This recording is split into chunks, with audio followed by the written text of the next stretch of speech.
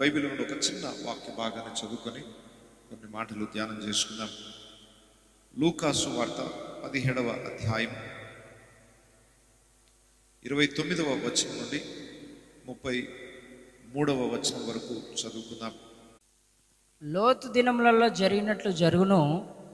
జనులు తినుచు త్రాగుచు అమ్ముచు నారు నాటుచు ఇండ్లు కట్టుచు నుండిరి.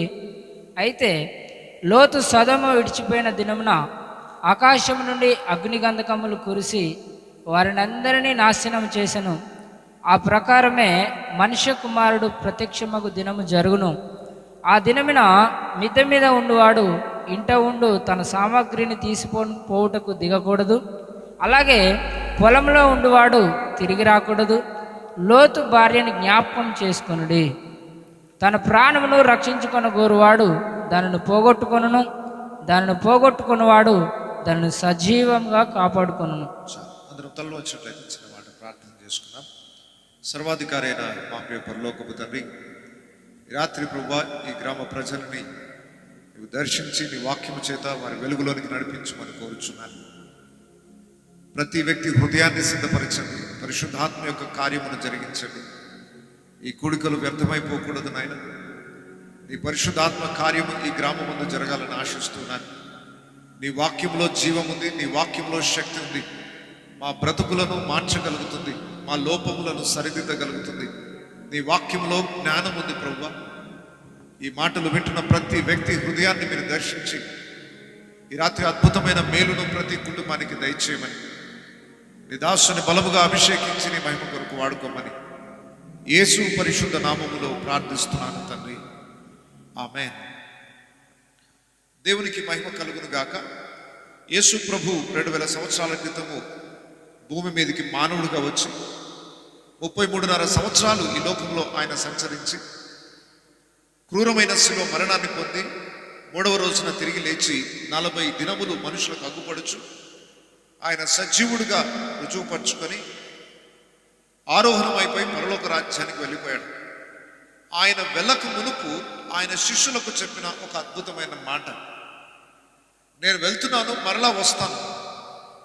నేను మీకు ప్రత్యక్షం అవ్వే సమయము ముందు భూమి మీద పరిస్థితులు ఎలా ఉంటాయో మీరు తెలుసుకోవాలి. నేను రెండవసారి వచ్చే ముందు భూమి మీద పరిస్థితులు ఇలా ఉంటాయి అని ముందుగానే సూచనలు కొన్ని తెలియజేస్తున్నాడు. యేసు ప్రభు రెండవ రాకడ కంటే ముందు ఏం జరుగుతుంది, యేసు ప్రభు రెండవ రాకడలో ఆయన వస్తాడు, ఆయన వచ్చే ముందు మనం ఎలా గుర్తుపట్టాలి, నీ రాకడకు సూచనలు ఏంటి అని శిష్యులు అడిగితే యేసు ప్రభు చెప్పిన కొన్ని మాటలని మనం ఇక్కడ చదువుకున్నాం. లోతు దినములలో జరిగినట్టు జరుగును. లోతు అనే ఒక వ్యక్తి ఉన్నాడు. ఆయన దినములలో ఏం జరిగిందో నేను మరలా ప్రత్యక్షం అయ్యే ముందు భూమి మీద అలాగే జరుగుతుంది అని అన్నాడు. లోతు దినములలో ఏం జరిగింది అంటే అక్కడ రాయబడిన మాట చూడండి. జనులు తినుచు త్రాగుచు కొనుచు అమ్ముచు నారు నాటుచు ఇండ్లు కట్టుచు నుండిరి.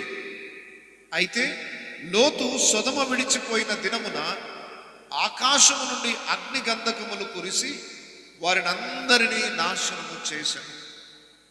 లోతు అనే వ్యక్తి ఎవరు, ఆయన ఉన్న దినములలో ఏం జరిగింది, ఆయన ఉన్న పరిస్థితుల్లో నుండి దేవుడు మనకి ఏ పాఠాలు నేర్పించాలనుకుంటున్నాడు. ఈరోజు మనము ఎప్పుడో జీవించిన లోతు జీవితంలో నుండి ఏ పాఠాలు నేర్చుకోవచ్చు, వాటిని కొన్ని మీకు జ్ఞాపకం చేయాలని ఆశిస్తున్నాను.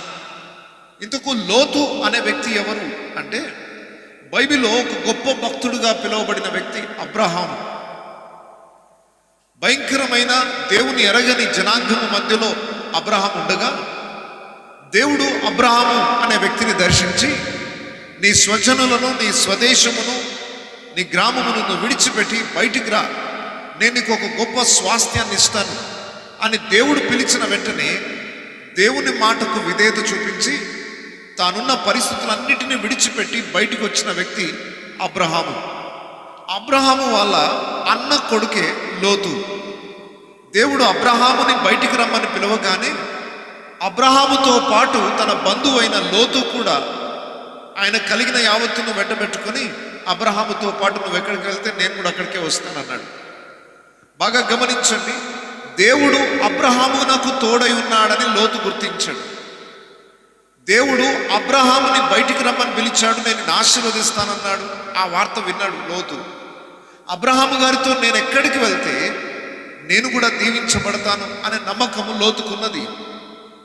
అబ్రహాము ఏ దేవుని యందు విశ్వాసం ఉంచాడో నేను అదే దేవుని యందు విశ్వాసం ఉంచుతాను అని ఆయన కూడా నిర్ణయం తీసుకున్నాడు. అబ్రహాముతో కలిసి ప్రయాణాన్ని ప్రారంభించాడు.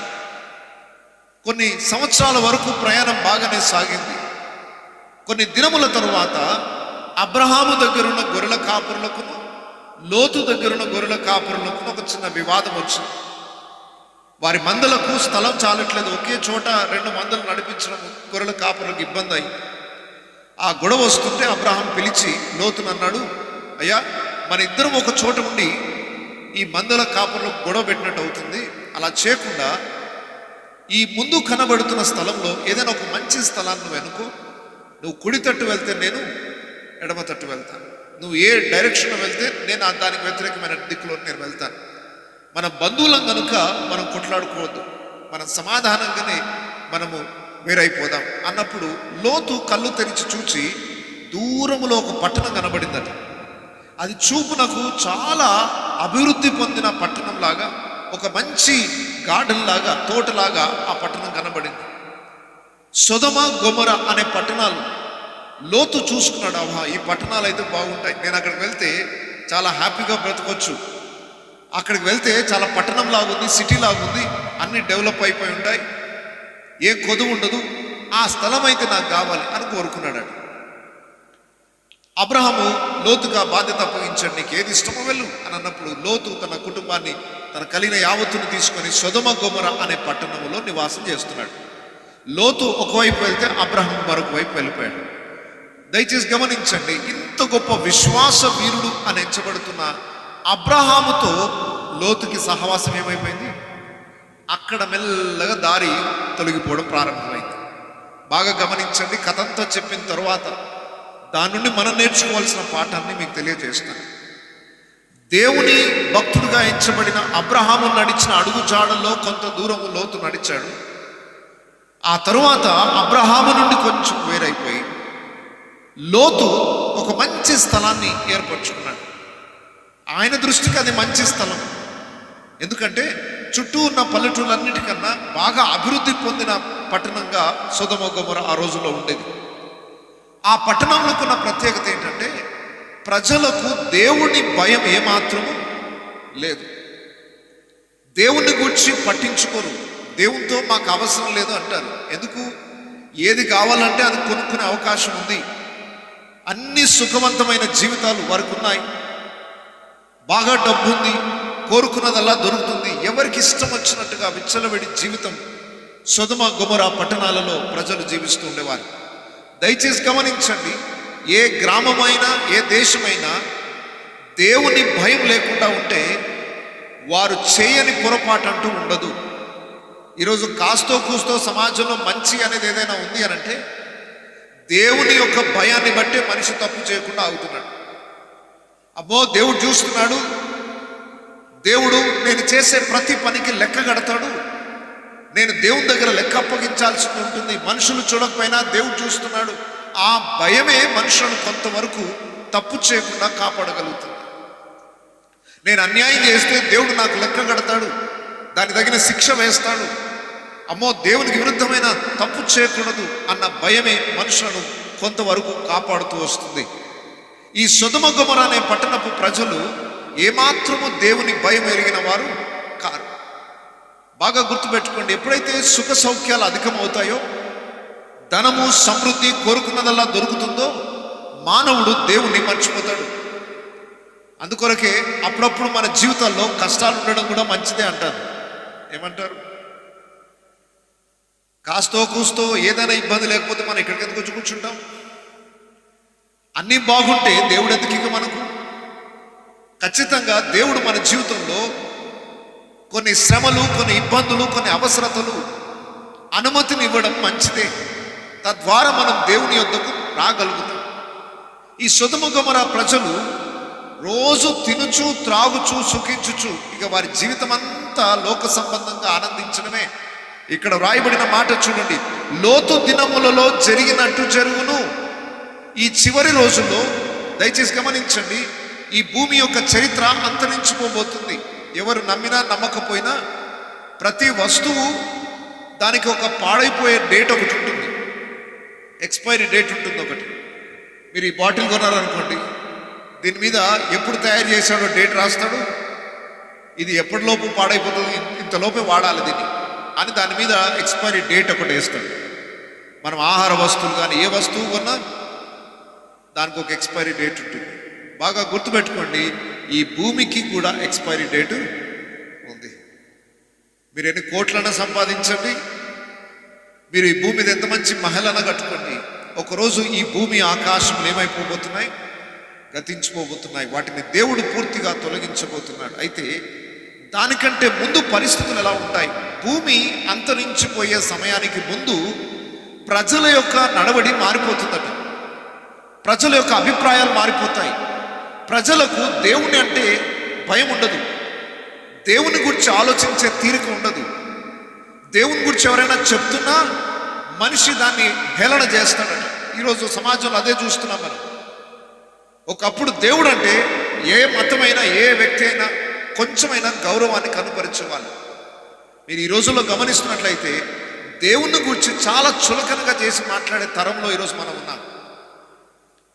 దేనికి ప్రాముఖ్యతనిస్తున్నాడు ఈరోజు మనిషి అంటే తినాలి, త్రాగాలి, లోకంలో ఇష్టం వచ్చినట్టుగా ప్రవర్తించాలి. ఏ పండుగ అయినా కానీ పండుగతో సంబంధం లేదు, దేవునితో సంబంధం లేదు. పండుగ వచ్చిందా ఏం చేయాలి? పండుగ అంటే మనిషి దృష్టిలో పండుగ చేసుకోవడం అంటే ఏంటి?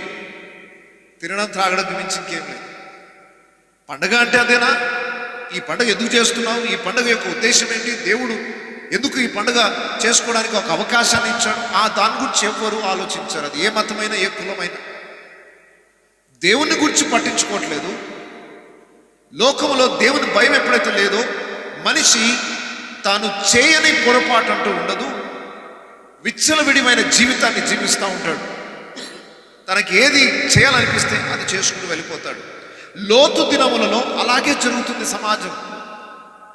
దేవుణ్ణి పట్టించుకోరు, దేవుని హేళన చేస్తున్నారు. ఎవరైనా దేవుని గురించి మాట్లాడినా సహించరు. ఇంకా చెప్పాలంటే నీతి మాటలు చెప్తే చాలు వాళ్ళని కొడతారట. ఈ రోజుల్లో పరిస్థితి అలాగే ఉంది. మంచి మాటలు చెప్పొద్దు ఎవరికి. బాబు అలా తప్పు చేయకనైనా, అలా తప్పు చేయకూడదు బాబు అంటే కోపం ఈరోజు అందరికీ. ఏ చెడ్డ పని చేయడానికైనా మనుషులు పరిగెత్తుతున్నారు, కానీ ఒక మంచి పని ఎవరైనా సలహా ఇచ్చినా ఈరోజు స్వీకరించే పరిస్థితుల్లో ప్రజలు లేరు.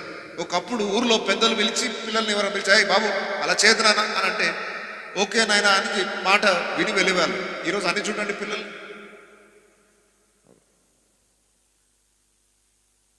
ఈరోజు పెద్ద చిన్న గౌరవ మర్యాదలు ఏమాత్రం లేవు. నువ్వేంటి నాకు చెప్పేది? చిన్న చిన్న పిల్లలు అగౌరవంగా మాట్లాడే పరిస్థితి వచ్చేసింది. ఆ రోజు లోతు కాలంలో కూడా అలాగే జరిగిందట. మనుషులు భయంకరమైన త్రాగుబోతులు అయిపోయారు, భయంకరమైన తిండిబోతులు అయిపోయారు, భయంకరమైన వ్యభిచారులు అయిపోయారు.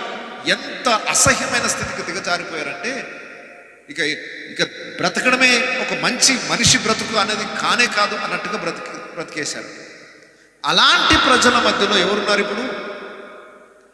లోతు అనే వ్యక్తి ఉన్నాడు. ఈయన అబ్రహాము దగ్గర నుండి వచ్చిన వాడు కనుక అబ్రహాము ఆరాధిస్తున్న దేవుడు పరిశుద్ధుడు అన్న విషయంలో లోతుకి తెలుసు. కొంతకాలం అబ్రహాముతో ఉన్నాడు కనుక భక్తి అంటే ఏంటో కూడా తెలుసు ఆయనకి. దేవుని గురించి తెలుసు, దేవుడు ఉన్నాడని తెలుసు, దేవుడు చూస్తున్నాడని తెలుసు. అమ్మో దేవుని విరుద్ధంగా తప్పు చేయకూడదని తెలుసు. అలాంటి నిర్ణయం తీసుకొని ఈ సొదొమ గొమొర్రా పట్టణంలో ఉంటున్నాడు. చుట్టూ ప్రజలు చేస్తున్న పనులను చూస్తుంటే బాధ అనిపిస్తుంది. ఆయన ఏం పొరపాటు చేయలేదు. అంతమంది చెడ్డ పనులు చేస్తున్నా, రోజు పొద్దున్న లేస్తే తాగుబోతులు తిరుగుబోతులు కనబడుతున్నా ఆయన మాత్రం ఏం తప్పు చేయలేదు. కానీ వాళ్ళందరినీ చూస్తూ బాధపడుతున్నాడు, కానీ అక్కడే ఉన్నాడు. మరి అక్కడే ఎందుకు ఉండడం? ఆ ప్రజల మధ్యలో, ఆ తాగుబోతుల మధ్యలో, ఆ తిరుగుబోతుల మధ్యలో నువ్వు ఎందుకు ఉండాలి? ఈ స్థలాన్ని విడిచిపెట్టి బయటకు వచ్చేయచ్చు కదా అంటే లోతు చేసిన ఒక పెద్ద తప్పు ఏంటంటే నేనేం తాగట్లేదు కదా, నేనేం తప్పు పని చేయట్లేదు కదా అని వాళ్ళ మధ్యలోనే ఉండిపోయాడు. వాళ్ళని చూస్తూ బాధపడుతున్నాడే తప్ప ఆ స్థలాన్ని విడిచిపెట్టి బయటికి రావట్లేదు. ఈ రాత్రి దయచేసి ఇక్కడ ఉన్న విశ్వాసులకు ఒక ప్రాముఖ్యమైన పాఠం.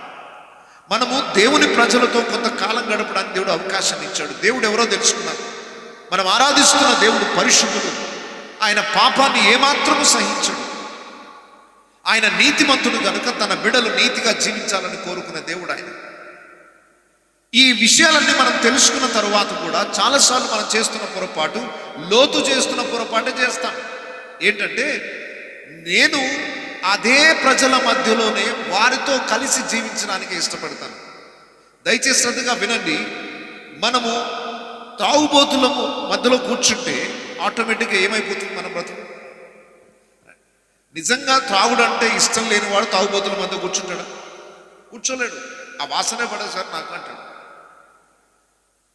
ఆ ప్రజల మధ్యలో కూర్చొని నేనేం తాగను కానీ ఆస్వాదిస్తున్నాను కూర్చున్నానంటే ఏదో ఒక రోజు నువ్వు తాగుబోతు ఖచ్చితంగా అయితే. లోకములో పాపము చేస్తున్న ప్రజల మధ్యలో మనం ఎక్కువ సమయం కూర్చోలేము, చేయలేము. పాపం నిజంగా నీతిగా బ్రతకాలనుకున్న వాడు పాపము చేస్తున్న వారి మధ్యలో ఉండి ఆనందించలేడు. ఆ స్థలాన్ని విడిచిపెట్టి బయటికి రావాలని కోరుకుంటాడు. ఆ పరిస్థితుల నుండి బయటకు వచ్చేయాలని కోరుకుంటాడు. ఒక్క క్షణము కూడా అక్కడ ఉండలేడు. లోతు ఎలా ఉండగలిగాడు మన ప్రజల మధ్యలో? ఆయన నీతిమంతుడే కదా. ఎందుకో అడ్జస్ట్ అయిపోయాడు వాళ్ళతో. పర్వాలేదు, ఇంకేం చేస్తాం, లోకం అలాగే ఉంటుంది, లోకం తన పని చేసుకుంటుంది అని అనుకుంటూనే బ్రతికేస్తున్నాడు తప్ప, నేను ఇది ఉండకూడని స్థలము కదా, ఈ ప్రజల మధ్యలో నేనుంటే ఒకరోజు నేను కూడా చెడిపోయే అవకాశాలు ఉన్నాయి కదా అని అక్కడి నుండి బయటికి రావడానికి మాత్రము ఆలోచన చేయలేదు. లోతు భార్య ఆమె అక్కడే నివాసం చేసుకుంటూ ఆ ప్రజలను చూసుకుంటూ వాళ్ళతో కలిసిపోయింది మంచిగా. అందరూ మన వాళ్ళే అనుకుంది. వాళ్ళకి 2 కూతుర్లు ఉన్నారు. ఆ 2 కూతుర్లకు కూడా ఆ ఊర్లోనే సంబంధం చూసింది. నిజానికి ఆ ఊర్లో ఒక్కడు కూడా మంచోడు లేడండి. భయంకరమైన వ్యభిచారం, భయంకరమైన వరుస వాయువు లేకుండా పాపం చేసేవాళ్ళు. అంత చెడిపోయిన ప్రజలని ఆకాశం నుండి దేవుడు చూసి దేవుడే సహించలేక ఆ పట్టణాలని అగ్ని గంధకముల చేత కాల్చేయాలనుకున్నాడంటే దేవుడే ఓర్చుకోలేనంత భయంకరమైన పాపం ఉంటే ఊహించుకోండి ఎంత ఘోరంగా ఉంటుందో. చూడండి, ఇప్పుడు ఎన్నో పొరపాట్లు మనం చేస్తూ ఉంటాం. దేవుడు ఇంకా శిక్షించకుండా ఉన్నాడంటే మన మీద ఎంత దీర్ఘశాంతం చూపిస్తే మనం శిక్షించకుండా ఉండాలి? అంటే దేవునికే కోపం వచ్చిందంటే దేవుని దీర్ఘశాంతమే ఇక అయిపోయింది, అంతం అయిపోయింది అని అంటే ఎంత విపరీతమైన స్థితిలో ఆ పట్టణాలు పాపం చేస్తున్నారో ఊహించుకోండి. దేవుడు నాశనం చేయాలనుకున్నాడు ఒకరోజు. అయితే నాశనం చేయాలనుకున్నప్పుడు దేవుడు చేసిన ఒక గొప్ప పని ఏంటంటే తన దూతలను పంపాడట లోతు దగ్గరికి. ఎవరి దగ్గరికి పంపాడు? లోతు ఇంటికి పంపించాడట. 2 దూతలు వచ్చారు. ఎందుకు వచ్చారో తెలుసా? దేవుడు లోతుని ఆయన కుటుంబాన్ని ఆ పట్టణం నుండి బయటికి తీసుకుని వచ్చిన తర్వాతనే ఆ పట్టణాన్ని అగ్ని చేత కాల్చివేయాలనుకున్నాడట. దేవుని యందు భయభక్తులు కలిగిన వ్యక్తులు ఎక్కడున్నా దేవుడు వారిని ఏం చేయాలనుకుంటున్నాడట? వారిని రక్షించాలనుకుంటున్నాడు. వాళ్ళని రక్షించడానికి 2 దూతలు వచ్చారు. 2 దూతలు వచ్చి లోతు ఇంట్లోనికి వచ్చినప్పుడు ఫస్ట్ లోతు వారు దూతలను గుర్తుపట్టలేదు. మనుషుల వేషంలో వచ్చారు. వాళ్ళు ఎవరో దూరం నుండి యాత్రికులు వచ్చారు. మా ఇంట్లో ఈ రాత్రి ఉండండి సార్ అని చెప్పేసి వాళ్ళ ఇంటికి తీసుకెళ్ళాడు. ఆ రాత్రి ఆ 2 దూతలు లోతు ఇంట్లోకి వెళ్ళగానే ఊర్లో ఉన్న ప్రజలందరికీ తెలిసిపోయిందట, ఇదిగో లోతు ఇంటికి ఎవరో వ్యక్తులు వచ్చారు అని. ఊరంతా గుమిగూడి ఆ 2 వ్యక్తులతో పాపం చేయాలని భయంకరమైన దుష్ట మనస్సు కలిగి ఆ ఊరు ప్రజలందరూ ఆ ఇల్లు చుట్టుముట్టేశారని. ఆ ఇంటి చుట్టుముట్టేసి తాళాలు పగలు కొట్టేసి మరీ లోపలికి వెళ్ళాలని ప్రయత్నం చేస్తుంటే ఆ 2 దూతలు లోతుతో పలికిన మాట ఏంటంటే, అయ్యా, ఈ పట్టణాన్ని దేవుడు అగ్ని చేత కాల్చివేయబోతున్నాడు. అయితే నిన్ను నీ కుటుంబాన్ని దేవుడు రక్షించడానికి మమ్మల్ని పంపాడు. ఇంకొక క్షణము కూడా వృధా చేయకుండా ఇప్పుడు ఏం చేయాలి? నువ్వు త్వరగా బయటకు వచ్చేసాడు. ఈ పట్టణాన్ని విడిచిపెట్టి నువ్వు బయటికి రావాలి. ఈ పాపపు స్థితిని విడిచిపెట్టి నువ్వు బయటికి రావాలి. నువ్వు బయటికి వస్తే నీ కుటుంబం బాగుపడుతుంది అని ఆ దూతలు చెప్పినప్పుడు లోతు భార్య వారిద్దరూ కూడా సహజంగా ఇప్పుడు మంట ఆకాశంలో అగ్ని వస్తుందనగానే తప్పించుకోవడానికి మనము ఆలస్యం చేస్తామో త్వరపడతాము. ఇల్లు తగలబడుతుంది అని అనుకునే సమయం బయట మంట అంటుకుందయ్యా త్వరగా బయటకు రండి అంటే ఆలోచిస్తారా? ఇంకా లోతు భార్య ఏం చేస్తున్నారంటే తెలుసా? వారు తడవు చేయుచుండిరి అని రాయబడింది బైబిల్. లేట్ చేస్తున్నారని చూద్దాంలే చేద్దాంలే అని. అయ్యా నీ ఇల్లు తగలబడబోతుంది, రేపు ఆకాశం అగ్ని వచ్చి కాల్చబడబోతున్నావు, బయటికి రానైనా అని దూతలు వచ్చి బ్రతిమలాడుతుంటే లోతు భార్యకి ఆ స్థలాన్ని విడిచిపెట్టి బయటికి రావాలనిపించట్లేదు. వాళ్ళు లేట్ చేస్తుంటే ఆ ఇద్దరు దూతలు ఏం చేశారంటే వాళ్ళ చేతులు పట్టుకున్నారట. లోతు భార్యని అలాగే వారిద్దరు కూతుళ్ళని చేతులు పట్టుకొని బయటికి లాక్కుంటూ రావాల్సి వచ్చిందట. ఎంత ఘోరమైన పరిస్థితి. అపాయం వస్తుందయ్యా పారిపోండి అని అంటే ప్రజలకి అర్థము కాదు. ఈరోజు కూడా ఈ సువార్త సందేశం ఏంటో తెలుసా? ఇదిగో భయంకరమైన ఉగ్రత దినం రాబోతుంది. దేవుడు ఈ భూమి ఆకాశం తిరిగి మరలా ఆ రోజు సొదొమ గొమొర్రాని ఎట్లా అగ్ని చేత దేవుడు కాల్చివేశాడో ఈరోజు భూమి అంతటిని కూడా దేవుడు అగ్ని చేత కాల్చిపోబోతున్నాడు. దాని నుండి తప్పించుకోండి, రండి, త్వరగా రండి, మారు మనసు పొందండి, ఈ పాపపు బంధకాల నుండి విడుదల పొందండి, పరిశుద్ధపరచబడండి, రక్షకుడైన యేసు యొక్క శిలువ త్యాగమునందు విశ్వాసం ఉంచండి. యేసు రక్తము ప్రతి పాపముల నుండి మనలను పవిత్రులుగా చేస్తుంది. హృదయాలు కడుక్కోండి, పవిత్రపరచబడండి, పరిశుద్ధంగా జీవించండి అని ఇంతగా దేవుడు తన సేవకులను పంపి హెచ్చరిస్తున్నా ఈరోజు ప్రజలు ఏం చేస్తున్నారట? ఆలస్యం చేస్తారు. ఇప్పుడు కాదులేండి అయ్యగారు, తర్వాత చూద్దాం. అమ్మా ప్రార్థనకు రండి, అమ్మా చర్చకు రండి, దేవుని వాక్యం తెలుసుకోండి, ప్రార్థన చేయండి, దేవుళ్ళు ఎదగండి, పాపాలు విడిచిపెట్టండి, చెడు అలవాట్లు విడిచిపెట్టండి అని ఈరోజు ఎవరైనా దేవుని సేవకులు వచ్చి మీకు చెప్తుంటే చాలా మంది దాన్ని చులకనగా చేస్తున్నారు, హేళన చేస్తున్నారు. నువ్వేంటయ్యా మాకు చెప్పేది అన్నట్టు పరిస్థితి. బాగుపడడానికి ఎవరు ఇష్టపడండి. ఇప్పుడు కాదులే సార్, వచ్చే సంవత్సరం చూసుకుందాం, మారడానికి పోస్ట్పోన్ చేస్తూ ఉన్నారు. దయచేసి గమనించండి, పాపములోనే జీవిస్తే దేవుని ఉగ్రత నీ మీదకి వస్తుంది. ఆ ఉగ్రత నుండి తప్పించడానికే దేవుడు సేవకులను పెట్టాడు. ఇక్కడ ఒక సంఘాన్ని ఏర్పరిచాడు. దేవుని వాక్యాన్ని చెప్పి ప్రజల్ని సత్య మార్గంలో నడిపించడానికి దేవుడు తన దూతలను పంపినట్టుగా సేవకులను పంపుతూ ఉంటాడు. అయితే లోతు భార్య ఆలస్యం చేసినట్టుగానే ఈరోజు చాలా మంది యేసు సువార్తని నిర్లక్ష్యం చేస్తున్నారు. సువార్త సందేశాన్ని పట్టించుకోవట్లేదు. మా జీవితం మీద మేము బ్రతుకుతాం అంతే, మేము మారం, మేము ఇక్కడే ఉంటాం, అదే జీవితాన్ని జీవిస్తాం, మేము ఉన్న స్థితిలోనే ఉంటాం, మాకు ఎవరు చెప్పొద్దు, మమ్మల్ని ఎవరు మార్చొద్దు, ఈ కట్టె ఇట్లే రాలిపోవాలి అని కోరుకుంటున్నారు. దయచేసి గమనించండి, దేవుడు ఎంతో ప్రేమ కలిగిన దేవుడు, ఎవరూ నశించుకోవడం ఆయనకి ఇష్టం లేదు కనుక ప్రతి ఒక్కరిని ఆ అగ్నిగుండంలో నుండి బయటికి రక్షించాలని దేవుడు ఆశిస్తూ దూతలను పంపినట్టుగా ఈరోజు సేవకులని పంపుతా ఉన్నాడు. అయితే వారిద్దరిని అలాగే వారిద్దరు కూతుర్లని చేతులు పట్టుకొని ఏం చేశారట? దూతలు బయటికి లాక్కుంటూ వచ్చారట. అయితే బయటికి వచ్చేటప్పుడు ఒక హెచ్చరిక ఇచ్చారట.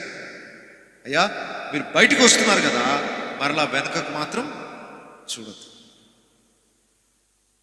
వెనకకు చూడొద్దు అని కఠినంగా ఆజ్ఞ ఇచ్చారు.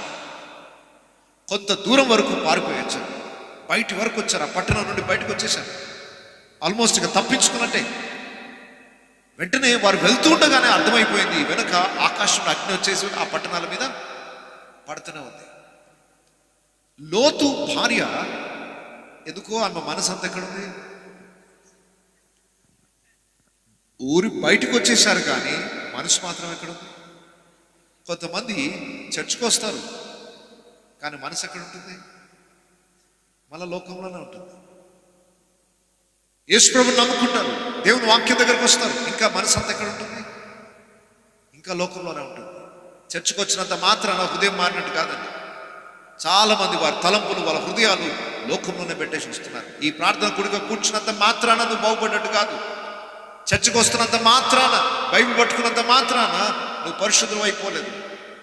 ఒక్కసారి ఇక్కడ కూర్చున్న వారందరూ ఆలోచన చేయండి, మీ హృదయాలు ఎక్కడున్నాయి? లోతు భార్య తన యొక్క హృదయాన్ని, తన మనస్సుని ఇంకా సొదొమ గొమొర్రా పట్టణంలోనే వచ్చింది. అక్కడున్న ప్రజలే కావాలి, అక్కడున్న మరి ఏం ఆశించి వెనక చూసిందో మనకు తెలియదు. దూతలు కఠినంగా ఆజ్ఞ ఇచ్చాడు, వెనకకు చూడకూడదు అని ఆజ్ఞని ధిక్కరించాడు. మనిషికున్న మూర్ఖత ఏంటో తెలుసా? దేవుని ఆజ్ఞలను ధిక్కరించడమే. మొట్టమొదటి పాపం, మానవుడు చేసిన పాపం ఏంటి? ఈ చెట్టు పండు తిను దినమున నిశ్చయంగా మీరు ఏది వద్దు అంటాడో మనిషి అదే చేస్తాడు. ఈ రోజు కూడా మనిషి లోపల ఉన్న చెడిపోయిన స్వభావం అది. మనిషి మంచి ఏది చెప్పినా దానికి వ్యతిరేకంగా చేసే స్వభావం. దేవుని స్వరాన్ని ధిక్కరించడం, అవిధేయత చూపించడం మొట్టమొదటి మానవుడి నుండి అలవాటు పడిపోయారు. దేవుడు ఏది చేయొద్దు అంటాడో మనిషి అదే చేస్తున్నాడు. అందుకొరకే నష్టాన్ని ఇంట్లో కొని తెచ్చుకుంటున్నాడు. ఈ రాత్రి ఈ వాక్యాన్ని వింటున్న అందరూ కూడా గ్రహించండి. దేవుడు ఏదైనా చేయమంటే దానికి లోబడాలి. దేవుడు ఏదైనా చేయకూడదు అంటున్నాడంటే దాన్ని చేయకుండా ఆగితేనే నీ కుటుంబం దీవించబడుతుంది. దేవుడు లోతు కుటుంబానికి చెప్పాడు, మరలా సొదొమ వైపు చూడకండి, ఆ పాపపు పట్టణం వైపు చూడకండి, ఆ పాపపు అలవాట్లు చూడకండి, ఆ పాపపు బ్రతుకును చూడకండి, ఆ వెనుకను మరిచి ముందుకు వచ్చేసేయండి, మీ తలలు వెనుకకు త్రిప్పకండి. ఎంత కఠినంగా ఆజ్ఞ ఇచ్చినా లోతు భార్య వెనుకకు చూసింది. ఎందుకు చూడాల్సిన అవసరం ఏంటి అంటే ఆ పాపపు జీవితం మీద ఉన్న మమకారం. ఇంకా రాత్రి యేసు ప్రభు నమ్ముకున్న బిడ్డలు ఎవరైనా ఇక్కడ ఉన్నట్లయితే దయచేసి ఒక ప్రాముఖ్యమైన హెచ్చరిక, లోతు భార్యను జ్ఞాపకము చేసుకొనుడి. ఎవరిని జ్ఞాపకం చేసుకోవాలి? రాత్రి లోతు భార్యను జ్ఞాపకం చేసుకొనుడి. ఎందుకు చెప్పాల్సి వచ్చిందో యేసు ప్రభు. లోతు భార్య పేరేంటో మనకు తెలియదు. అసలు నిజానికి అబ్రహాము దగ్గర ఉన్నప్పుడు మంచి దేవుని భక్తి కలిగిన కుటుంబం లాగా ఉండేవారు. అబ్రహాము భార్య పేరు తెలుసా? సార్, అబ్రహాము కొడుకు పేరేంటి? ఇస్సాకు భార్య పేరేంటి? రిబ్కా. ఓకే. అబ్రహాము వైపు నుండి చూస్తే వాళ్ళ భార్యల పేర్లు ప్రస్తావించబడ్డాయి. కానీ లోతు దగ్గరికి వచ్చేసరికి ఆమె పేరు ప్రస్తావించడానికి కూడా దేవుడు ఇష్టపడ్డాడు. లోతు భార్యని జ్ఞాపకం చేసుకోండి అంటున్నాడు. ఎందుకు జ్ఞాపకం చేసుకోవాలి సార్ ఆమెని అంటే ఆమె చేసిన పొరపాటు మీరు ఎవరు కూడా చేయకూడదు. అంత బాగా దేవుడు అగ్ని గంధకములు కురిసే ఆ పట్టణంలో నుండి వారు నశించిపోకుండా దేవుడు ఏం చేశాడు? బయటికి తీసుకుని వచ్చాడు. దేవుడు ఎంతో కనికరించాడు. నిజానికి వారు అర్హులే కాదు. అబ్రహాము చేసిన ప్రార్థనను బట్టి బహుశా దేవుడు లోతు కుటుంబాన్ని బయటికి తీసుకొని వచ్చుంటాడు. దేవుని దగ్గర అబ్రహాము విజ్ఞాపన చేశాడట, అయ్యా ఆ సొదొమ గొమొర్రా పట్టణంలో ఒక 50 మంది నీతిమంతులు ఉంటే దాన్ని కాపాడతావా? ఒక 45 మంది ఉంటే కాపాడతావా? 40 మంది ఉంటే కాపాడతావా? లాస్ట్కి 10 మంది ఉన్నా కాపాడతావా అని బ్రతిమలాడుకున్నాడు. కాబట్టి దేవునికి అర్థమైంది, ఓహో ఈయన లోతు గురించి ప్రాకులాడుతున్నాడు, సర్లే లోతు నేను కాపాడతలే అని దేవుడు మాట ఇచ్చాడు. దేవుని కనికరాన్ని బట్టి లోతు కుటుంబం బయటకు వచ్చింది. ఇంత కనికరాన్ని పొంది బయటకు వచ్చిన వారు మరలా లోకం వైపు ఎందుకు చూస్తున్నారు? ఇంత దేవుని నమ్ముకొని సత్యాన్ని తెలుసుకొని దేవుని మందిరానికి వస్తూ కూడా ఇంకా చాలా మంది చెడు అలవాట్లలో ఉన్నారు. ఇంకా ఎంతో మంది పాపపు జీవితాన్ని జీవిస్తున్నారు. ఇంకా ఎంతో మంది రహస్య బ్రతుకును జీవిస్తున్నారు. హృదయాలు ఇంకా లోకంలోనే ఉన్నాయి. అలాంటి వారికి ఈ రాత్రి ఇక్కడ ఎవరైనా ఉన్నట్లయితే దయచేసి ఈ రాత్రి మీ హృదయాలని మార్చుకోవాలని ప్రేమపూర్వకంగా హెచ్చరిస్తున్నాను. దేవునికి విరుద్ధమైనవి ఏమున్నా వాటిని అక్కడే విడిచిపెట్టి బయటికి రండి. ఈ రాత్రి అబ్రహాము దేవుడు బయటికి రమ్మనగానే బయటకు వచ్చాడు, ఆశీర్వదించబడ్డాడు. లోతుని బయటికి రమ్మంటే ఆలస్యం చేశాడు. సరే బయటకు వచ్చారా అనుకుంటే శరీరాలు వచ్చాయి, కానీ మనసులు మాత్రం అక్కడే ఉన్నాయి. ఈ రాత్రి ఇక్కడున్న వాళ్ళు ఎంతమంది లోకాన్ని విడిచిపెట్టి బయటకు వచ్చారు? లోక ఆశలను విడిచిపెట్టి బయటకు వచ్చారు. లోకంలో ఉన్న చెడు అలవాట్లను విడిచిపెట్టి ఎంతమంది బయటకు వచ్చారు? ఒక్కసారి హృదయాలని సంపరీక్ష చేసుకోండి. పైకి మంచి మంచి ఇల్లులు కట్టుకొని మంచి సుఖవంతమైన జీవితం కాదు, హృదయం ఎలా ఉంది అని అడుగుతున్నాడు దేవుడు. మానవుడు పైరూపాన్ని చూస్తాడు, దేవుడు హృదయాలను చూస్తాడు. ఈ రాత్రి నీ హృదయం ఎలా ఉంది? నీ హృదయం లోకంలోనే ఆనందిస్తుందా లేదా పరిశుద్ధత కొరకు ప్రాకులాడుతుందా? దేవుడు కనికరించి బయటికి తీసుకొని వచ్చాడు నేను. దేవుడు ఎవరో ఎరగని స్థితిలో నుండి ఈరోజు దేవుడు ఎవరో తెలుసు మీకు. యేసు ప్రభు చేసిన శిలువ త్యాగం తెలుసు, ఆయన ప్రేమ తెలుసు, ఆయన గుణలక్షణాలు తెలుసు. అన్నీ తెలుసుకొని బయటకు వచ్చాం. చాలా మంది యేసునందు విశ్వాసం ఉంచారు, బాప్తిజం తీసుకున్నారు, మందిరానికి వస్తున్నారు, కానీ యాత్రలో అంతం వరకు కొనసాగలేకపోతున్నారు. మధ్యలోనే రాలిపోతున్నారు. ఇజ్రాయిల్ కూడా ఐగుప్తు నుండి బయలుదేరేటప్పుడు లక్షల మంది బయలుదేరారు, కానీ కనానుకు చేరుకున్నది ఎంతమంది? ఆ బయలుదేరిన వాళ్ళు ఇద్దరు. మిగిలిన వాళ్ళ పరిస్థితి ఏంటి? అరణ్యంలోనే రాలిపోయారు. ఈరోజు ఎంతో మంది బయటకు వచ్చినట్టే వస్తున్నారు. అయ్యో వీరు పాపము నుండి బంధకాలను బయటకు వచ్చారు కదా అనుకుంటున్నాం, కానీ మధ్యలోనే రాలిపోతున్నారు. కారణం ఏంటి? లోతు భార్యని జ్ఞాపకం చేసుకోండి అంటున్నాడు. అంటే ఆమె వెనకకు తిరిగి ఏమైపోయిందట? జస్ట్ ఇట్లా మెడలు తిప్పింది అంతే, ఉప్పు స్తంభం అయిపోయింది. క్షణాలలో ప్రాణం పోయింది, ఒక స్తంభం లాగా మారిపోయింది, బిగుసుకుపోయింది అంతే. ఒక ఉప్పు స్తంభం లాగా మారిపోయింది. ఒక్క సెకండ్లోనే వెనకకు తిరిగి బహుశా అదే పొజిషన్లోనే ఉప్పు స్తంభం అయిపోయిండొచ్చు. ఒకసారి ఊహించండి, నువ్వు ఏదైనా పాపం చేస్తున్నావు, పాపం చేసే టైంలోనే ప్రాణం పోయింది అనుకో, మంచిగా బాటిల్ లేపి ఇట్లా పెట్టుకున్నావు, అదే టైంలో ప్రాణం పోయింది. ఒక పాపము చేస్తున్న అదే సెకండ్లో ప్రాణం పోతే అదే పొజిషన్ ఉంటే ఎంత అవమానకరమైన పరిస్థితి. రోడ్డు మీద వెళ్తున్న వారు బహుశా ఎవరైనా చూసుంటే లోతు భార్యను చూడగానే ఎంత అసహించుకునేవారు, ఎంత పొరపాటు చేసింది. ఆ పట్టణంలో అగ్ని చేత కాలిపోయిన వాళ్ళ పరిస్థితి ఎలా ఉందో ఈరోజు ఈమె పరిస్థితి కూడా. అంతగానం ఊరి నుండి బయటకు వచ్చి ఆ పాపము ప్రజల నుండి బయటకు వచ్చి కూడా ఏ ప్రయోజనం? దేవుణ్ణి తెలుసుకొని మందిరానికి వచ్చి బైబిల్ పట్టుకొని ప్రార్థన చేస్తూ ఇంకా పాపపు జీవితాన్ని జీవిస్తే ఏం ప్రయోజనం? వారు నశించిపోయినట్టు నువ్వు కూడా నశించిపోతావు. ఈ రాత్రికి దేవుని సన్నిధికి వస్తున్న వారు మీ జీవితాలు ఎలా ఉన్నాయి? దేవుడు ఎవరు ఎరగని ప్రజలకు, దేవుడు ఎవరు ఎరిగిన ప్రజలకు మధ్య భూమి ఆకాశంలో ఉన్నంత తేడా కనబడాలి. నీ మాట, నీ ప్రవర్తన, నీ జీవితం ప్రతిదీ కూడా లోకానికి భిన్నంగా కనబడాలి. లేకపోతే నువ్వు క్రైస్తవుడవే కాదు, క్రైస్తవురాలవే కాదు. లోతు భార్యని జ్ఞాపకం చేసుకోండి, వెనకకు తిరిగింది, అయిపోయింది. ఇక్కడ ఉన్న వారిలో ఎవరైనా ఒకవేళ వెనకకు తిరుగుతున్నారేమో, ఇటు దేవుని దగ్గరకు వస్తున్నట్టుగానే ఉంటూ మన లోకవాస వైపు పరిగెత్తుతున్నారేమో. మీ హృదయ పరిస్థితి బయట ఉన్న వారికి ఎవరికి తెలియదు, నీ ఇంటి వ్యక్తులకు కూడా తెలియకపోవచ్చు. అయ్యలారా మీ భార్యలకు తెలియకపోవచ్చు మీ హృదయం, అమ్మలారా మీ యొక్క భర్తలకు మీ హృదయం తెలియకపోవచ్చు. సృష్టికర్త అయిన దేవుడు ప్రతి హృదయ రహస్యాలను ఎరిగిన దేవుడు కనుక దయచేసి ఈ రాత్రి ఏదైనా దేవునికి విరుద్ధమైన ఆలోచనలు ఉన్నట్లయితే దాన్ని విడిచిపెట్టి దేవుని వైపు రండి, విడిచిపెట్టి పరిశుద్ధత వైపు రండి. మరలా లోకం వైపు చూడకండి, ముందున్న ప్రభువైన క్రీస్తు వైపు చూస్తూ ముందుకు సాగిపోవాలి. విశ్వాసమునకు కర్తయు దాన్ని కొనసాగించుచున్న యేసు వైపు చూస్తూ ఓపికతో పరిగెత్తాలి. వెనకకు చూడకండి, ముందుకు సాగిపోండి. దేవుల్లో ఎదగడానికి, దేవుల్లో బలపడడానికి మనం ఆశపడాలి, కానీ మరలా లోకం వైపు, లోక పద్ధతుల వైపు, లోకాశల వైపు మనం పరిగెత్తడానికి వీలు లేదు. లోతు భార్యని జ్ఞాపకం చేసుకోండి అని ఎందుకు అంటున్నాడంటే, తెలివైన వాళ్ళు ఏం చేస్తారు తెలుసా? ఇతరులను చూసి బుద్ధి తెచ్చుకుంటారు. అంతేనా? తెలివైన వాళ్ళు ఏం చేస్తారు? ఇతరులను చూసి బుద్ధి తెచ్చుకుంటారు. ఉదాహరణకు ఏదైనా వస్తువు తింటే ఆరోగ్యం పాడవుతుంది అని ఎవరైనా చెప్పారనుకోండి, అవునా నేను తిని చూస్తా అని ఎవరైనా తిని చూస్తారు? లేదు నాకు కూడా తిని తెలుసుకోవాలని ఉంది అని అంటున్నావు అనుకోండి, నీకు బుద్ధి ఉన్నట్టు బుద్ధి లేనట్టు. లోతు భార్యను జ్ఞాపకం చేసుకున్నాడు ఎందుకంటున్నాడంటే, అదిగో ఆ పొరపాటు ఆమె చేసి నష్టపోయింది. అలాంటి పొరపాటు నువ్వు చేయకూడదు. నీ ముందున్న వాడిని చూడు, వాడు తాగి ఎలా నాశనం అయ్యాడు. నీ ముందున్న వాడిని చూడు, వాడు పాపం చేసి ఎలా బ్రతుకుని పాటు చేసుకున్నాడు. నీ ముందున్న వాడిని జ్ఞాపకం చేసుకో, వాడి కుటుంబం ఎలా పతనమైపోయింది.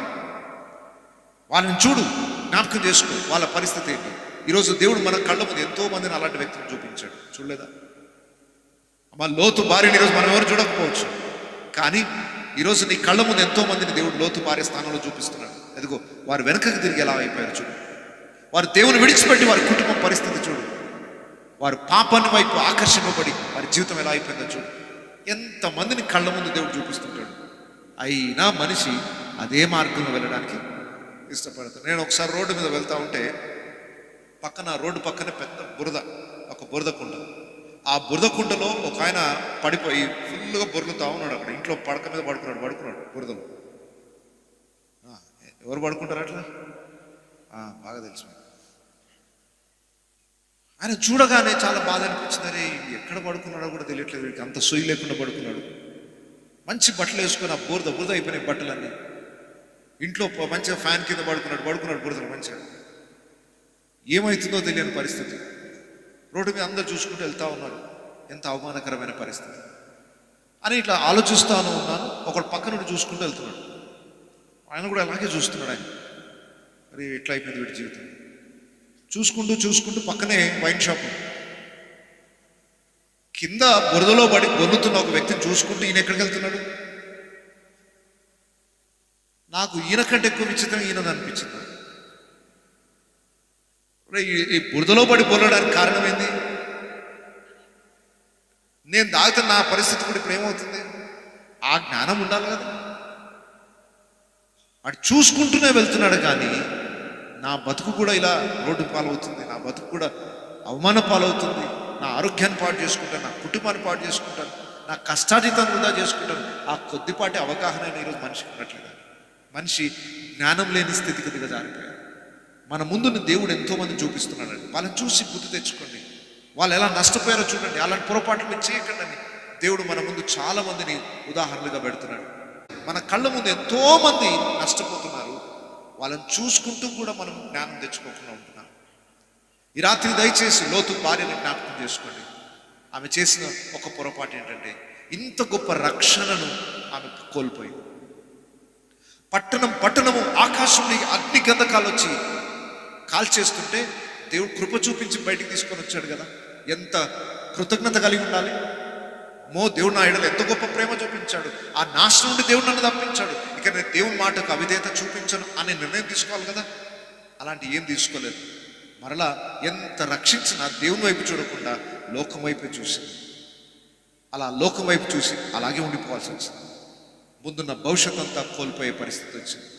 రాత్రి ఆ స్థితిలో చాలామంది ఇక్కడ ఉన్నవారు ఉన్నారు. దేవుడు ఎవరో తెలిసి కూడా మరలా దేవునికి కంటే ఎక్కువగా లోకానికే చోటునిచ్చి, దేవుని కృపను అనుభవించి, దేవుని యొక్క రక్షణ ఆనందాన్ని అనుభవించి, దేవుని సన్నిధిలో కూడా అంటుకట్టబడి లాస్ట్ చివరి క్షణాలలో దేవుని రక్షణ కోల్పోయిన వాళ్ళు చాలామంది ఉంటారని. ఇంకా 2 అడుగులు వేస్తే అయిపోయి మంచి సురక్షితమైన స్థలానికి వెళ్ళిపోతారు లోతు కుటుంబం.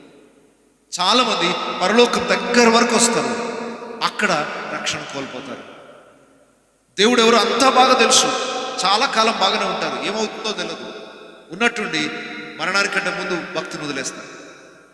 అలాంటి పొరపాటు ఇక్కడ ఉన్న వారెవరు చేయకూడదు. సో దేవుడు మన ముందు అనేక మందిని సాదృశ్యాలుగా పెట్టాడు.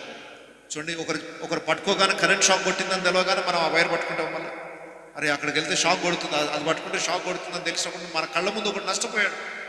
వెంటనే మనం జాగ్రత్త పడుతుంది. నేను అలాంటి పొరపాటు చేయకూడదు. ఎవరెవరైతే మన కళ్ళ ముందు దేవుడు ఎగ్జాంపుల్స్గా పెట్టాడో అది చూస్తూ కూడా అదే పొరపాటు చేస్తున్నట్లయితే వారు అనుభవించే శిక్షలు నువ్వు కూడా పాలి భాగస్తులు అవుతావు. అలాంటి పొరపాటు ఈ రాత్రి కూడా వారు ఎవరు కూడా చేయకుండా జాగ్రత్త పడతాం. ఈ మీటింగ్స్ ఎందుకు అంటే దేవుడు మనని ఇంకా పరిశుద్ధతలో పరిపూర్ణులుగా చేయాలని ఆశిస్తున్నాడు. ఆయన వాక్యం చేత మన లోపాలని దేవుడు సరిదిద్దాలని ఆశిస్తున్నాడు. మరలా మనం లోకం వైపు వెళ్లకుండా పరిశుద్ధతలో ఇంకా దేవుని మార్గంలో ముందుకు సాగిపోవాలని ఆశిస్తున్నాడు. ఆ రోజు ఈ పట్టణాలు ఎలా నాశనమయ్యాయో ఒక రోజు రాబోతుంది. యేసు రాకడకు మునుపు మరలా ఈ భూమి మీద దేవుడు అదే అగ్ని చేత భూమిని కాల్చబోతున్నాడు. ఇప్పటికి కూడా సొదొమ గొమొర్రా అనే పట్టణాలు ఏవైతున్నాయో ఇప్పటికి కూడా ఉన్నాయి. అక్కడికి వెళ్ళి చూడొచ్చు ప్రజలు. ఆకాశం నుండి ఆ అగ్ని గంధకాలు పడ్డ స్థలం ఇప్పటికీ ఉంది. ఇప్పటి వరకు అక్కడ ఒక గడ్డి కూడా మొలవదండి, బూడిదైపోయింది ఆ స్థలం అంతా. దేవుడు ఒక చిన్న శాంపుల్గా చూపిస్తున్నాడు అక్కడ. ఇదిగో రేపు భూమి అంతా కూడా ఆకాశం అగ్ని చేత అలాగూ నాశనం కాబోతుంది. అయితే ఇక్కడున్న వారు ఎవరు నశించుకోవడం దేవుడికి ఇష్టం లేదు కాబట్టి అందరినీ రక్షించడానికి దేవుడు ఒక ఏర్పాటు చేశాడు. లోతు కుటుంబాన్ని మాత్రమే ఆ రోజు బయటికి తీసుకొని వచ్చాడు. కానీ ఈ రాత్రి ఈ గ్రామ ప్రజలందరినీ కూడా దేవుడు బయటికి తీసుకుని రావాలని ఆశిస్తున్నాడు. ఆ రాబో మహా ఉగ్రత నుండి తప్పించుకోవడానికి రక్షణ మార్గం ఒకటి ఉంది. యేసు ప్రభు అన్నాడు, నేనే మార్గమును, నేనే సత్యమును, నేనే జీవం, నా ద్వారా తప్ప ఎవరు తండ్రి యొద్దకు చేరలేదు. నిన్ను రక్షించువాడు యేసు ప్రభు మాత్రమే. ఈరోజు ఆ భయంకరమైన దేవుని శిక్ష నుండి తప్పించుకోవాలంటే, ఆ పాపపు బంధకాల నుండి నీ జీవితం విడుదల పొందాలంటే, ఆ రోత హృదయం మార్పు చెందాలి అని అనుకుంటే, నీ మలినమైన వస్త్రాలు శుద్ధీకరించబడాలంటే ఈరోజు పరిశుద్ధులైన దేవుని నువ్వు ఆశ్రయించాలి. ఆ దేవుని యొద్దకు వచ్చి దేవుని మాటకు లోబడినట్లయితే దేవుడు నిన్న ఆ భయంకరమైన అగ్ని గంధకంలో నుండి తప్పించడానికి ఇష్టపడుతున్నాడు. ఆ రోజు 2 దూతలను దేవుడు లోతు దగ్గర పంపించినట్టుగా ఈరోజు ఈ సేవకులను దేవుడు మీ మధ్యలో పంపించాడు. ఈరోజు 2 సేవకులుగా మేము అందరికి వచ్చి స్వార్థ చెప్తున్నాం. మీ హృదయాలు దేవుని యందు అంటుకట్టబడి ఉన్నట్లుగా జాగ్రత్త పడండి. మీ హృదయంలో ప్రభువుకు చోటునివ్వండి. దేవునికి విధేయత చూపించండి. వెనుకకు చూడకండి. విశ్వాసయాత్రలో ముందుకు సాగిపోండి. ఏమేమి బలహీనతలు ఈ రాత్రి మీ హృదయాలలో ఉన్నాయో, ఏవేవి పాపపు ఆలోచనలు ఉన్నాయో ఈ రాత్రి వాటిని విడిచిపెట్టి దేవునికి హృదయంలో సమృద్ధిగా చోటునివ్వండి. దేవుని మార్గంలో నడవండి. వెనుకకు చూడడానికి ఇష్టపడకండి. అబ్రహాము కుటుంబాన్ని చూడండి, ఎంత ఆశీర్వదించబడిన కుటుంబం అయిపోయింది. లోతు కుటుంబాన్ని చూడండి, పతనం అయిపోయిన స్థితిలోకి వెళ్ళిపోయింది. 2 కుటుంబాలు దేవుడు ముందు పెడుతున్నాడు. ఒకవైపు దేవునికి లోబడిన వాడి జీవితం ఎలా ఉంది? అంచెలంచెలుగా అభివృద్ధి చెందుతున్నాడు, ఆశీర్వదించబడుతున్నాడు. అబ్రహాము, ఇస్సాకు, యాకోబుల దేవుడు అని దేవుడు పిలువబడుతున్నాడు. వారి వంశమంతా నేటికి ఈరోజు భూమి మీద ఆశీర్వదకరమైన స్థితిలో ఉంది. ఈనాటికి ఇశ్రాయేలు అందరూ కూడా అబ్రహాము పిల్లలే. ప్రపంచవ్యాప్తంగా ఈరోజు ప్రఖ్యాతిగాంచిన స్థాయిలో ఆ యూదా జనాంగం ఉన్నారు. వారంతా అబ్రహాం పిల్లలే. ఏరి మరి లోతు పిల్లలు. విషాదకరమైన చరిత్ర వారి, బాధకరమైన అవమానకరమైన చరిత్ర. కుటుంబం పతనం అయిపోయింది. దేవుని మాటకు లోబడితే ఒకలా ఉంటుంది జీవితం, దేవుని మాటకు అవిధేయత చూపిస్తే ఒకలా ఉంటుంది. ఈ రాత్రి నేను పెద్ద ప్రశ్న చేయట్లేదు, కానీ 2 కుటుంబాలను మీ ముందు పెడుతున్నాను. ఒకవైపు అబ్రహాం కుటుంబం ఉంది, ఒకవైపు లోతు కుటుంబం ఉంది. ఏ కుటుంబం లాగా నీ జీవితం ఉండాలని కోరుకుంటున్నాను? దేవుని మాటకు లోబడి విశ్వసించి దేవుడు రమ్మనగానే బయటికి వచ్చిన అబ్రహాం లాగుందా నీ జీవితం? దేవుడు నిన్ను బయటికి రమ్మని పిలుస్తున్నా కూడా అదే జీవితం, అదే పాపం బ్రతుకు, అదే లోకాశలు అలాగే బ్రతుకుతూ నీ జీవితాన్ని అక్కడే గడుపుతున్నావా? అలాగుంటే నువ్వు లోతు కుటుంబం లాగా నీ జీవితం ఉన్నట్టు. ఈ రాత్రి దేవుడు ప్రతి ఒక్కరికి హెచ్చరికిస్తున్నాడు. నీ పాపం నుండి నువ్వు బయటికి రమ్మని ఆహ్వానిస్తున్నాడు. నిన్ను రక్షించడానికి ఇష్టపడుతున్నాడు. నీ వైపు నుండి ఒక అడుగు నువ్వు వేస్తే ఆయన చేయి పట్టుకుని నిన్ను నడిపించడానికి సిద్ధంగా ఉన్నాడు. భయంకరమైన ఆ నరకాగ్ని గుండా నుండి దేవుడు నిన్ను తప్పించాలనుకుంటున్నాడు. కేవలం ఏదో భూమి మీద ఆకర్షణ అగ్నించుకోవడమే కాదు, నీ ప్రాణ ఆత్మ శరీరము రేపు నిత్య నరకాగ్ని గుండంలో అది పడకుండా ఉండునట్లుగా దేవుడు నిన్ను రక్షించాలని ఆశిస్తున్నాడు. మనిషి చేసే ప్రతి క్రియకు దేవుని దగ్గర లెక్కప్ప చెప్పాలి. దేవుడు తగిన తీర్పు తీర్చబోతున్నాడు. ఒకరోజు తీర్పు జరగబోతుందండి. ఈరోజు నువ్వు దేవుడు ఉన్నాడని నమ్మినా నమ్మకపోయినా, లోకము నువ్వు చేస్తున్న తప్పులు గుర్తించకపోయినా, దేవుడు అన్నింటినీ రికార్డ్ చేసుకున్నాడు. వాటన్నిటి గురించి ఒకరోజు తీర్పు జరగబోతుంది. ఆ తీర్పులో ఒకవేళ నీ పాపములు క్షమించబడకపోతే నిత్య నరకాగ్ని గుండం, అగ్ని ఆరదు, పురుగు చావదు, యుగ యుగముల అగ్నిగుండంలో కాల్చబడుతూనే ఉండాలి. ఆ భయంకరమైన ఉగ్రత శిక్ష నువ్వు తప్పించబడడానికి ఈ రాత్రి దేవుడు నిన్ను ఇక్కడ తీసుకొని వచ్చాడు. ఆ మాటలకు నువ్వు లోబడి అబ్రహాము విశ్వసించి వెంబడించినట్లుగా దేవుని మాటకు 100% అబ్రహాము లోబడ్డాడు. ఎంత కష్టమైన దేవునికి లోబడ్డాడు. ప్రతి పరీక్షలో అబ్రహాము పాస్ అయ్యాడు. లోతు కుటుంబం అన్ని ఫెయిల్ అయిపోతూ వచ్చాడు. పతనం అయిపోయింది వారి కుటుంబం. ఈ రాత్రి దయచేసి మన హృదయాలు ఒక్కసారి పరీక్షించుకుందాం. నువ్వు అబ్రహాము కుటుంబం నడుస్తున్న మార్గంలో నీ కుటుంబం నడుస్తుందా? లోతు నడుస్తున్న మార్గంలో నీ కుటుంబం నడుస్తుందా? ఎటువైపు నీ ప్రయాణం? ఒకవేళ లోతు మార్గంలో నడిస్తే ఈరోజు దేవుడికి ఒక అవకాశం ఇస్తున్నాడు. పశ్చాత్తాపడి మారు మనసు పొందితే కనికరించే దేవుడు ఆయన. చేస్తున్న తప్పుని విడిచిపెట్టి దేవుని దగ్గర ఒప్పుకొని సరిదిద్దుకుంటే హృదయాన్ని కడిగి పవిత్రపరిచి తప్పిపోయిన కుమారుని మరలా తండ్రి ఇంటికి చేర్చుకున్నట్లుగా చేర్చుకునే దేవుడు ఆయన. ఆ ప్రేమ కలిగిన దేవునికి ఈరోజు మన హృదయాన్ని అర్పిద్దామా? అందరం ఒక్కసారి తల్లు ఉంచి కళ్ళు మూసుకుందాం. అందరం కూడా తల్లు ఉంచి కళ్ళు మూసుకొని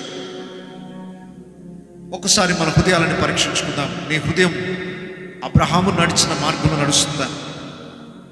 లోతు కుటుంబం నడిచిన త్రోవలో నడుస్తున్నావా? ఒకసారి పరీక్షించుకుందాం. ఈరోజు వేరే వ్యక్తుల జీవితాల గురించి ఆలోచించడం కాదు, నీ జీవితం గురించి ఆలోచించు. నీ కుటుంబంలో నిజమైన శాంతి, నిజమైన భక్తి, ప్రేమ, పరిశుద్ధత ఉన్నాయా? దేవుడు ఎవరో తెలుసు నీకు.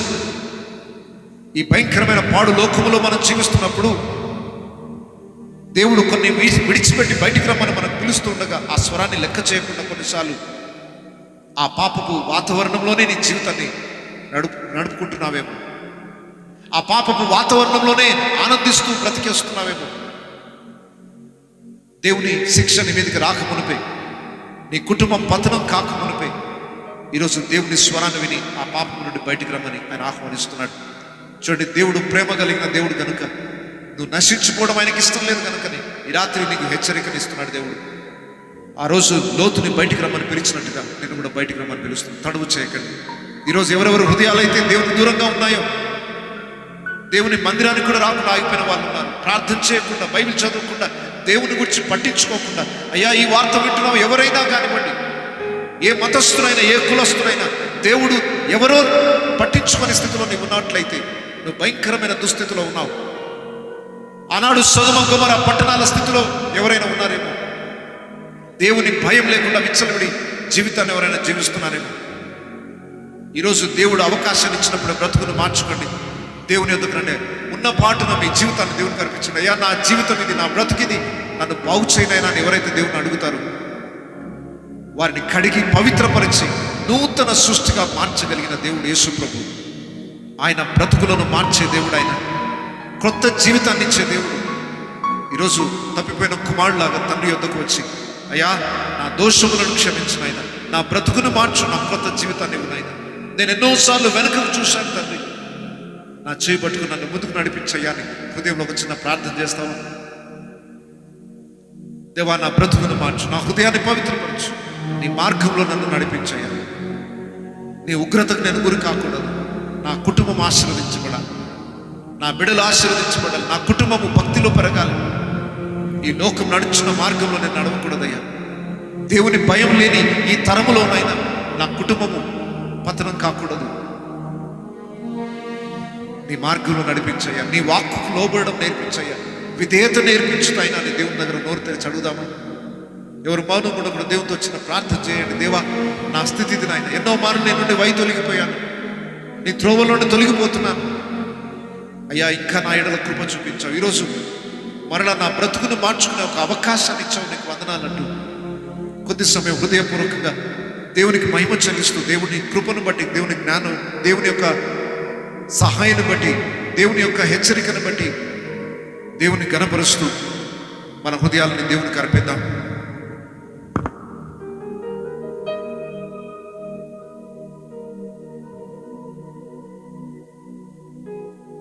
దయచేసి అందరం లేచి నిలబడినట్లయితే చెప్పబడిన మాటలను ఒకసారి జ్ఞాపకం చేసుకుంటూ పరిశుద్ధుడైన దేవుణ్ణి హృదయపూర్వకంగా ఆరాధిద్దాం.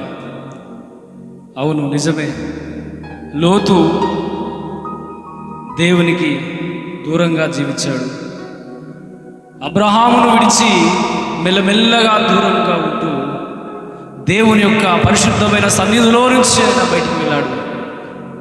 ఈరోజు లోతు వలె కాకుండా, లోతు కుటుంబం వలె కాకుండా, అబ్రహాము కుటుంబం వలె మనందరము దేవుణ్ణి ప్రేమించేవారిగా, దేవుణ్ణి ఆరాధించేవారిగా, దేవుని సన్నిధానములో ఆయనను మహిమపరిచేవారిగా మనందరము ఒక తీర్మానం తీసుకుంటూ హృదయపూర్వకంగా దేవుని 2 చేతులు పైకెత్తి ఆరాధిద్దాం. ఆయన మహోన్నతుడు, ఆయన మహాగణుడైన దేవుడు. ఆయన మధ్యలో, మన మధ్యలో సంచరించి మహోన్నతుడిని హృదయపూర్వకంగా ప్రేమిద్దాం. ఎవరికి వారు కొద్ది నిమిషాలు దేవుని ఆరాధిద్దామండి. ప్రేమించేదా యేసు రాజా, నిన్నే ప్రేమించేదా. 2 చేతులు పైకెత్తి. ప్రేమించేదా యేసు రాజా, నిన్నే ప్రేమించేదా. ప్రేమించేదా, ప్రేమించేదా, ప్రేమించేదా, ప్రేమించేదా, ప్రేమించేదా. నా ప్రాణమున్నంత వరకు నే మహిమలో చేరే వరకు, నా ప్రాణమున్నంత వరకు నే మట్టిలో చేరే వరకు ప్రేమించేదా యేసు రాజా, నిన్నే ప్రేమించేదా. ప్రేమించేదా యేసు రాజా, నిన్నే ప్రేమించేదా. ప్రేమించేదా, ప్రేమించేదా, ప్రేమించేదా, ప్రేమించేదా, ప్రేమించేదా. నా ప్రాణమున్నంత వరకు నే మహిమలో చేరే వరకు, నా ప్రాణమున్నంత వరకు నే మట్టిలో చేరే వరకు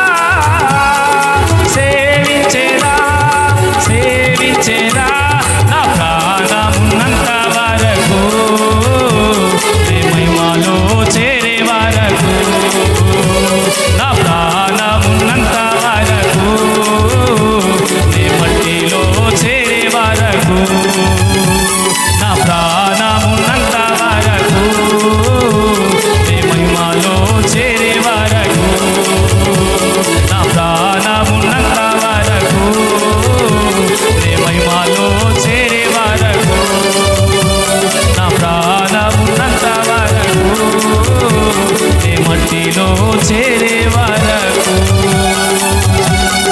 ప్రేమించేదా యేసు రాజా నిన్నే ప్రేమించేదా. అందరూ కలిసి హృదయపూర్వకంగా ప్రేమించేదా యేసు రాజా నిన్నే ప్రేమించేదా. ఇంకొకసారి హృదయపూర్వకంగా ప్రేమించేదా యేసు రాజా నిన్నే ప్రేమించేదా. ప్రేమించేదా ప్రేమించేదా ప్రేమించేదా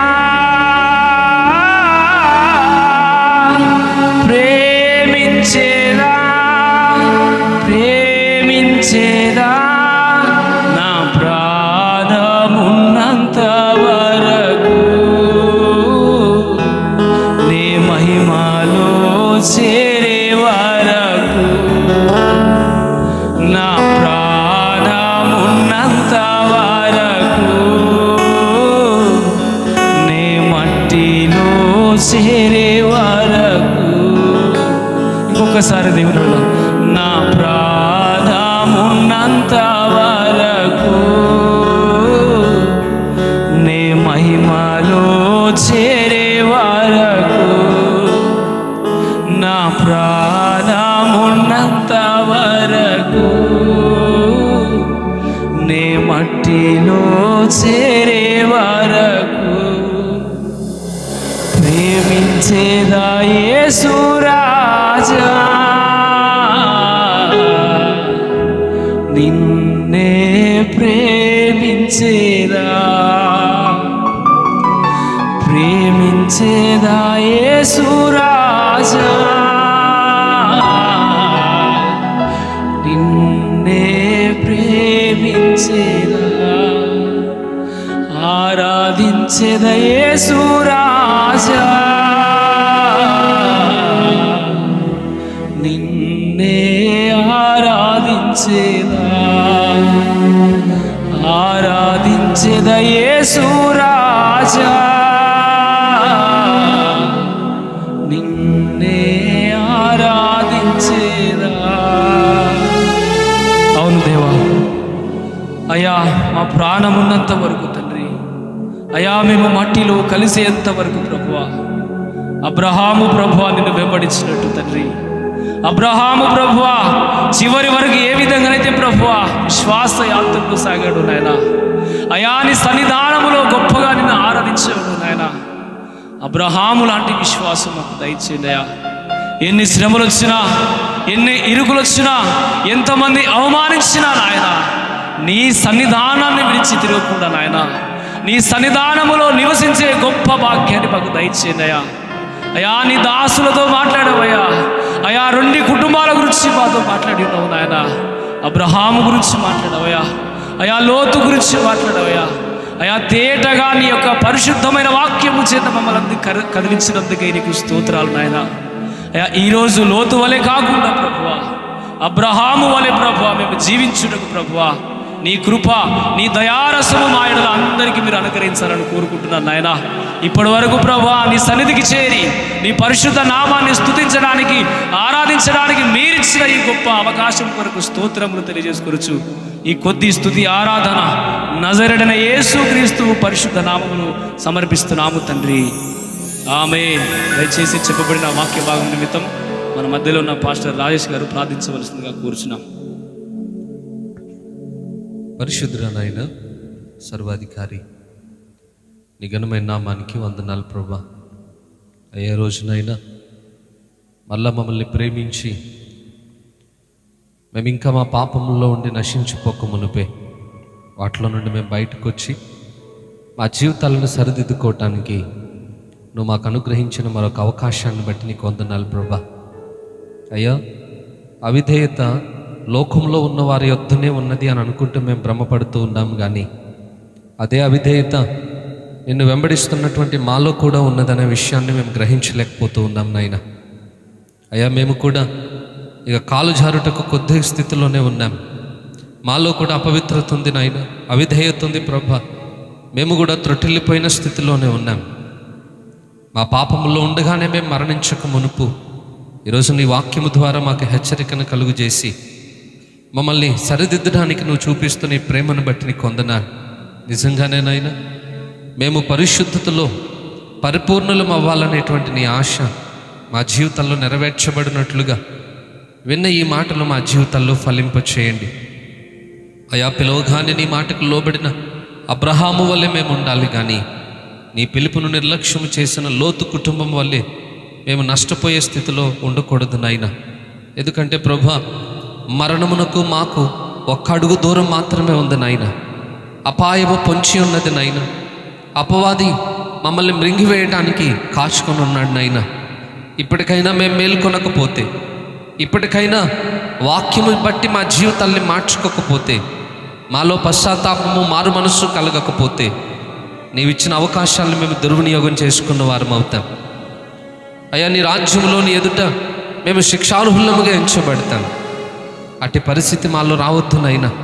కాబట్టి ఈరోజు నువ్వు ఇచ్చిన ఈ అవకాశాన్ని మేము సద్వినియోగం చేసుకుని ఎక్కడెక్కడ నీ మాటలు మేము తృణీకరిస్తున్నామో, ఏ విషయంలో నీకు అవిధేయతను చూపించి నిన్ను గాయపరిచిన వారమై ఉన్నామో వాటన్నిటిలో కూడా మమ్మల్ని మేము సరిదిద్దుకుని నీవు నడిచిన మార్గములో నీ అడుగు జాడల్లో మేము కూడా అడుగులు వేయినట్లుగా కృప దయచేయండి. విన్న ఈ మాటలు మా అందరి జీవితాల్లో ఫలింపజేసి మాలో నూతనమైన మార్పును మీరు కలుగు చేయమని యేసు నామములో ప్రార్థిస్తున్నాము తండ్రి. ఆమెన్.